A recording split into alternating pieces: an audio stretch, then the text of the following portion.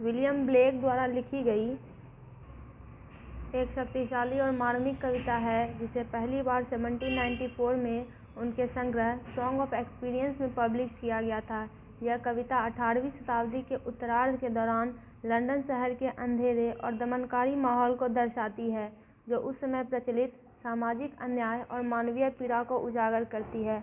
London में black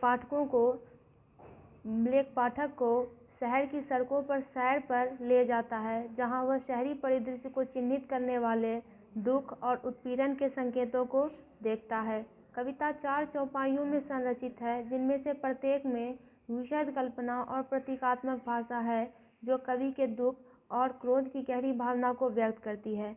अगर first stanza की बात करें तो कवि लंदन की सड़कों पर भटकने का वर्णन करता है, जहां वह चार्टर सड़कों और चार्टर टेम्स नदी को देखता है।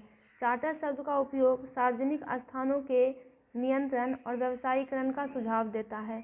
वह अपने सामने आने वाले लोगों के चेहरों पर कमजोरी और दुख के स्पष्ट संकेत देखता है। स्टैंजा 2 ब्लेक पुरुषों और शिशुओं की चीखें सुनता है, जो शहर के निवासियों की व्यापक पीड़ा और शोषण का प्रतीक है।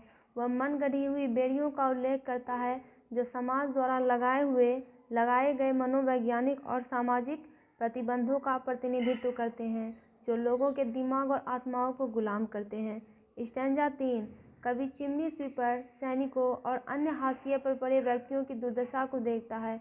वह कालिख से ढके चिमनी स्वीपर को बाल श्रम और शोषण के प्रतीक के रूप में देखता है। सैनिक की आह महल की दीवारों पर खून में बहती है, जो शासक वर्ग के लाभ के लिए आम लोगों के बलिदान को दर्शाती है। स्टैंजा 4 अंतिम क्षण में ब्लेक युवा महिलाओं की पीड़ा को उजागर करता है, जिन्हें युवा वेश्या कहा जाता है, जिन्हें वेश्यावृत्ति में मजबूर किया जाता है। उनका अभिशाप नवजात शिशु के आंसू और विवाह रति को दाग देता है, जो पारिवारिक जीवन और भावी पीढ़ियों पर सामाजिक भ्रष्टाचार के विनाशकारी प्रभाव का सुझाव देता है। स्टैंजा अगर इसके विषय की बात करें तो ये कई विषयों को संबोधित करता है, जिसमें पहला है सामाजिक अन्याय। ब्लेक समाज में गरीबों और कमज़ोर लोगों के शोषण और पीड़ा की निंदा करता है।